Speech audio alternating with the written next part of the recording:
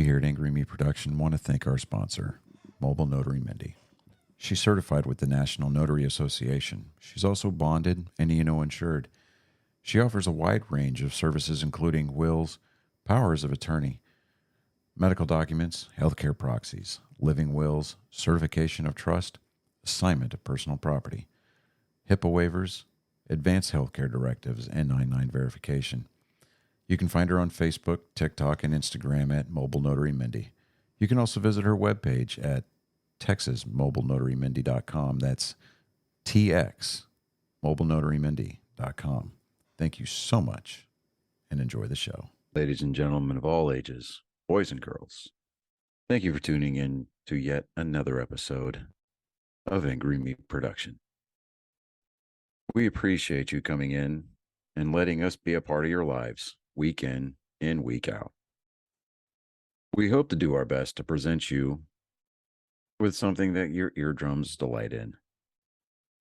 Whether you're looking at us on YouTube or Rumble, or listening to us on Spotify, Google, or Anchor, or any of the other podcast services that we are currently on or trying to get on, we thank you. And if you don't mind, at the end of every episode, stop by, leave us a comment, leave us a like. If it asks for 5 stars, we'll take 5 stars, even if you don't like us. 5 stars are what it's all about. With that being said, we hope you enjoy our attempt to make our advocation our vocation. Ladies and gentlemen, let the games begin. You want to do the right thing, but the right thing is the wrong. And you know it. Today we go over Dads Killing Pedophiles. Welcome, Angry Faithful. Yes, today that title is right. I was actually going to do one specifically on Stephen Sandison, who I thought for the longest time was actually at the All Red unit here in around Wichita, Texas. It's actually in Iowa Park. It's only about 5 minutes away. But yeah, after just watching that video, which this is the video right here. Plead to the second count of murder in the second degree. Guilty?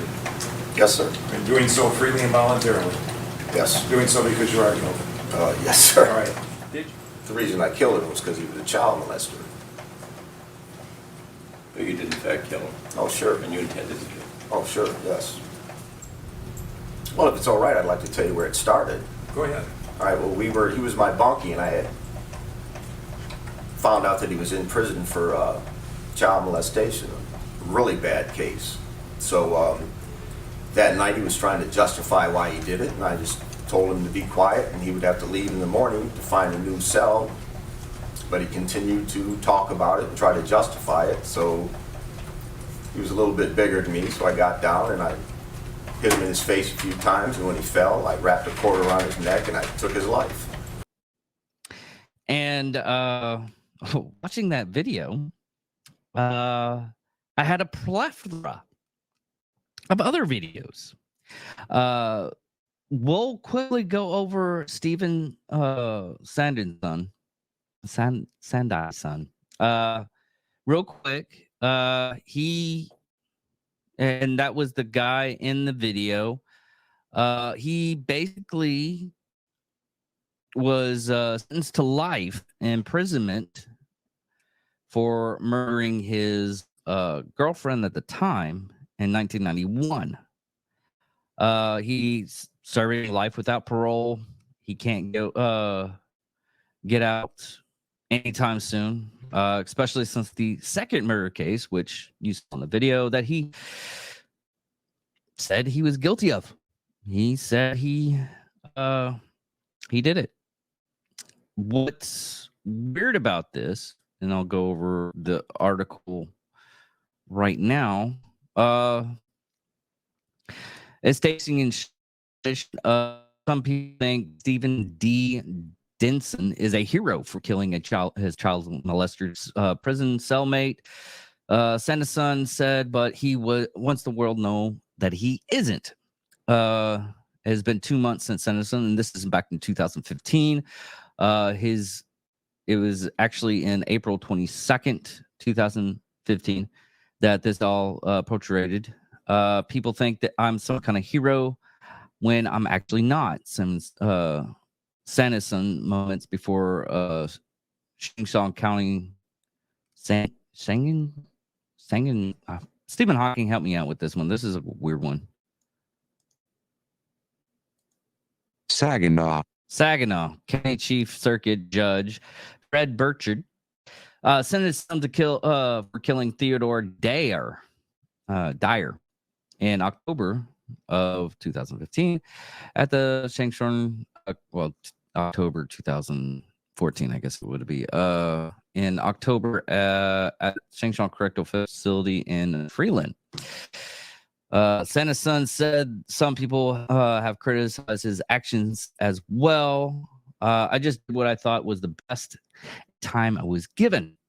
Sandison continues, I've been getting these emails saying that, it's not my position to judge anybody. I want to make it quite clear that I didn't judge him. I know God is the only judge we have, and I wanted to set up the appointment. I'm trying to keep a somewhat composure of what he did was wrong. But like the one guy in Alaska that killed 3 pedophiles with a hammer, if nowadays it's getting quite unless you're in like Florida, Texas, it's still getting those laws into for people that do pedophilia, a little bit harsher treatment for this time, and going for like the game show host, game show killer, who was a pedophile, and he got caught once, and he only got like a year and a half, and that was in the 1970s. Nowadays, they actually get a little bit harsher, but not, in my opinion, not harsh enough. The families and the people that these predators go after are literally, it's like an atomic bomb. Once they hit one person, it hits another person, it hits another person. I've said this multiple times, seeing cases like this. When you abuse someone and you become a predator towards somebody, they get damaged.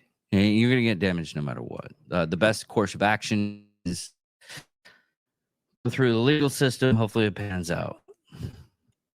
Case in point, I had a chance to where I could do physical harm to somebody that murdered a 18-month-old child. I didn't do it. When everybody's screaming at you, that would have been okay. It wouldn't be okay with me. Theoretically, I would probably. It took a lot of effort within myself not to do, what I would feel is one of the right choices. I let the law take effect, and he got 14 years imprisonment for murdering a 18-month-old child. Now, my personal experience and everybody else's, all men say the same thing. I would have fucking killed him. I would have just killed him. But one, I don't like dick sandwiches. So there's that. But I didn't feel that course of action would have been beneficial since he was already being incarcerated. The likelihood of me actually being in prison for that, and luckily I did work as a correctional officer, and I did see what it is on the other side, and it's not pretty. Would it be a quick satisfaction? of doing that kind of thing? Yes, absolutely. It would be a quick satisfaction. But later down the road, I would have to look at my actions and see how much of a, because you actually see that yourself, that you are actually capable of being that monsters people are afraid of. And even though no one knows what you're going through, doesn't mean that you go through that yourself and you look at that self in the mirror. And that's where it came from. Can I look at myself in the mirror after doing that? I couldn't. I in my mind, I knew I couldn't, because sometimes eye for an eye doesn't really pan out for one person. It eats at you. Stuff like that will eat at you. But saying that, there are some people out there that it will not eat at them. And it's still, I mean, even Steven Sandison, felt remorse. He's, you might not see it in that video, but there's other videos of him doing interviews. He knew what he was doing, and he already has a punishment for murder, what he did. And he pretty much knew he was going to get the same thing. It's basically, it's like, you're just going to send me to my house for doing this. So I'm going to do it. Something simpler happened to our facility. And this happens a lot in other facilities for prisons. It happened in our facility. What had happened was same scenario almost, except the guy, he went into prison. The story, from what I've heard, I wish I could actually have hard evidence of what this actually occurred, but I can't really. It's just more or less hearsay from one what we'll call cards. It's different shifts. One card from another card. What had happened is this guy was sent to jail for tickets, and he ended up getting, his cellie was a pedophile. I don't know why they like to boast of what they did, but most people that are psychologically unhinged do the same thing. They like to boast of their stuff. The real Buffalo Bill did the same thing. We talked about that. He boasted, and someone ended up killing him. But this guy boasted of his pedophilia, and the guy ended up killing him. Instead of going to jail for just tickets, he went to jail. He went into prison for life imprisonment. He was at the Allred unit, and after a time, he was, honestly, the guy was a model inmate. And one day, luckily, I was off shift. We were, it wasn't even our card. They ended up, I ended up getting a call. I was like, hey, can you come into work for a couple of hours and we'll pay overtime? I was like, yeah, sure, I'll come into work. No big deal. Went to work. Overtime. I was like, what's going on? It was like, well, we have to just stay in this block and do your job. Okay, no problem. Well, what had happened was, it was the 10:30 sorry if I can get this right. It was 10:30 last count. They did the count. Apparently his cellie was a pedophile, which he would murdered a pedophile from being in prison. And he ended up murdering this other pedophile because he was boasting of what he did to children. Usually they are sent to a different part of the farm, which we call the jail. And they are literally protective custody. A lot of jails and prisons have protective custody where the individuals are not likely to survive prison or finish their sentence alive. Mostly are child molesters. This guy ended up killing his cellie, goes into for breakfast, which is usually around about 3 o'clock in the morning. Then he ended up going up to the front desk after he ate. Says, "Hey, I just killed my cellie. You might want to get rid of the body. It's starting to stink." I go in probably around about 4 o'clock in the morning. I get my gear on. It doesn't take that much. It's just going into, because you have to get searched before you go into work. Since I only knew it was only doing like 2 hours, I popped some quick gear. So I was just wearing whatever and had everything in my car, and I went back home. But yeah, he murdered his cellie. Same thing happened.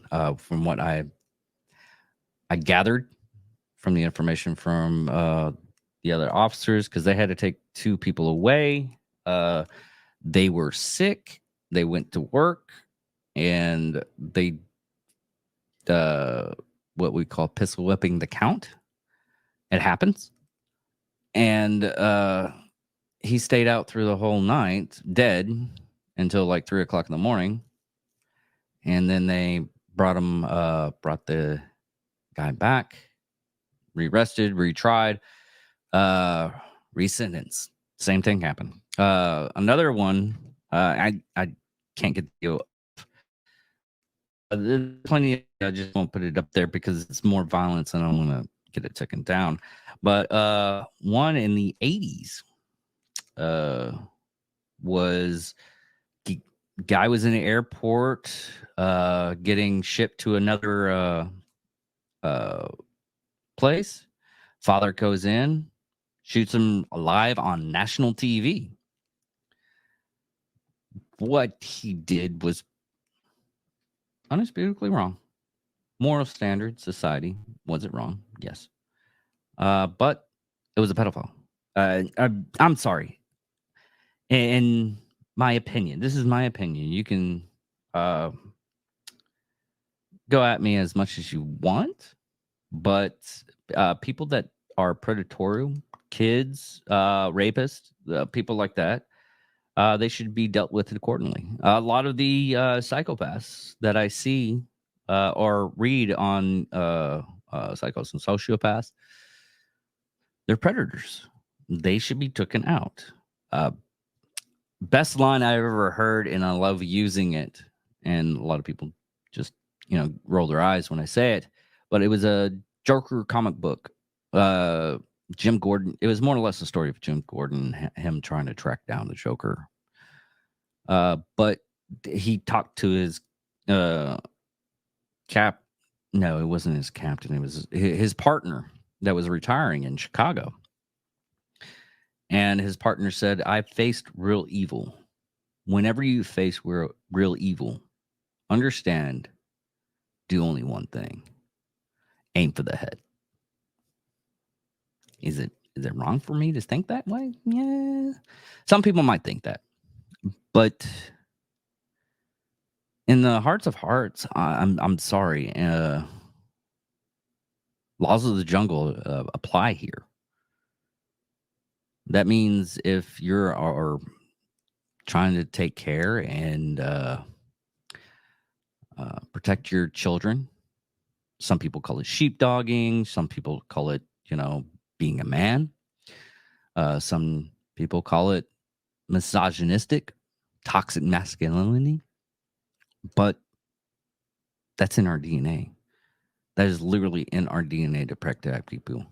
But when you have it to where you're feeding off of negative things like rape, which if this gets canceled because of that, I don't care, because rape is wrong. If you can't have something that is supposed to be beautiful and meaning towards the other person, then you're wrong. And you should be put down like a dog. So, like I said, my opinion. A lot of people disagree, and a lot of people will agree. And what is happening nowadays is kind of scary because just recently, 2 months ago, the California Senate decided to make it easier to be a pedophile in California. I'll bring up that. I don't know if I can find it. Hopefully I can. But I can't find it. Oh well. I got to. But they had basically a law that they were enacting to protect pedophilia, which it took them about 2 weeks to reverse that because people went out, normal people, and yes, California is very, very, very liberal, but there's people out there that said no, and this shouldn't be a right, left, conservative, whatever you want to call it. This shouldn't be politicized. It should be, we need to take care of our kids in a way to where they grow up healthy and they can make their own decisions the way they want to after they're 18. Because of that, people think that predators they should be protected. No, they actually, I found out they actually have like a kind of a town that's a sex offender town. I guess you more or less call it. It's in Florida. Oh God, I mean, I'm really curious about that one. And yes, this would be wrong for me to say this, but it would be a great hunting ground if you like to go after the most dangerous game, humans. But that's a joke.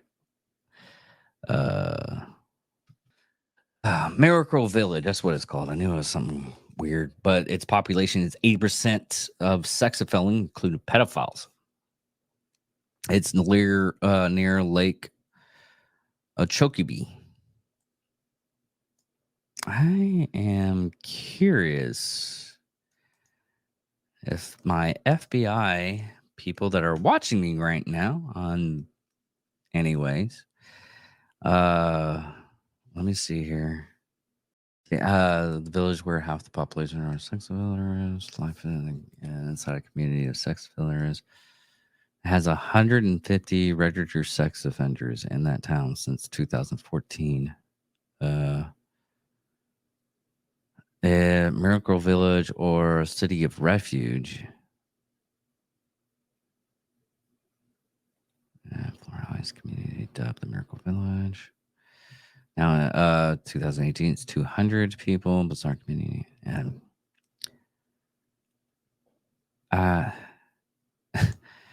okay, this is so weird. See, I only did 5 years in prison. Man, who says thank you? Cause drugs, okay, and they are not living like really great lives. I'm looking at some of the photos of this town, and the town is almost one fucking a bitch, but it is. They're living in a not great place. I mean, it looks like Section 8 housing, a really bad Section 8 housing. So they have the Marshall Project. That's where I'm getting all the photos and everything. It just looks like it's just horrible. But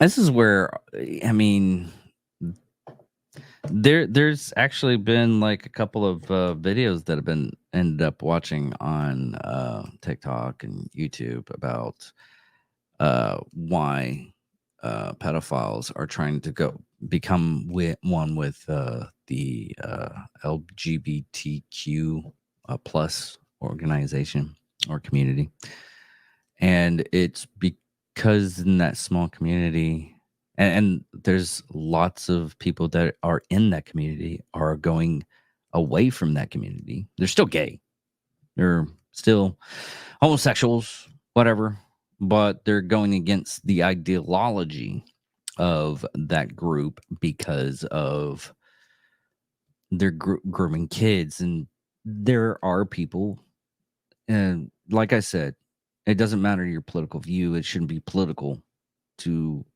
put people that are predators towards children and other facets. If you're a predator, you shouldn't be in our society. You should be shunned away. I mean, that one Russian suicide. I'm laughing because what the thing says, it says Russian father finds that the pedophile shot himself 15 times and stabbed himself and kicked himself 100 times and committed suicide. We all know that couldn't happen theoretically, but I believe it happened because he committed suicide. If it's on the news and the propaganda, it's true.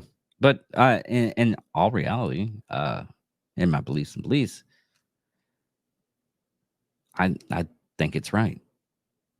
I mean, those types of people should be shunned and pushed away and not like welcomed with open arms. Oh, they're mentally disturbed. Yes, and there's no fixing them.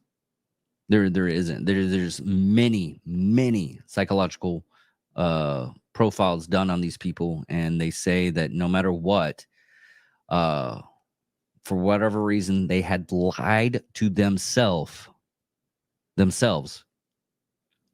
that this is right and this is a perfectly normal thing to do, and it's not. You can't get away from it, and these people should be shunned from our society. And there might be people out there that think I'm being quite harsh. I'm like, I'm not being harsh. I'm being realistic. I'm sorry. It is what it is. But this is going to be a short episode. Next week, going on this kind of topic. Next week, I'm going to do Jeffrey Epstein. We're going over these topics because one, me and my cohorts, Chris, Jaka, and Johnny Skelton, believe in the same thing.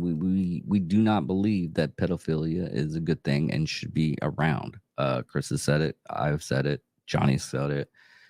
Anybody that's been on this podcast has always said it, that those types of things shouldn't be around in our society. And I guess I'm kind of wanting to go on record on that kind of weird shit. But thank you all for listening. Thank you all for watching. Take it away. It is. Comment if you hate me. I don't care. Later.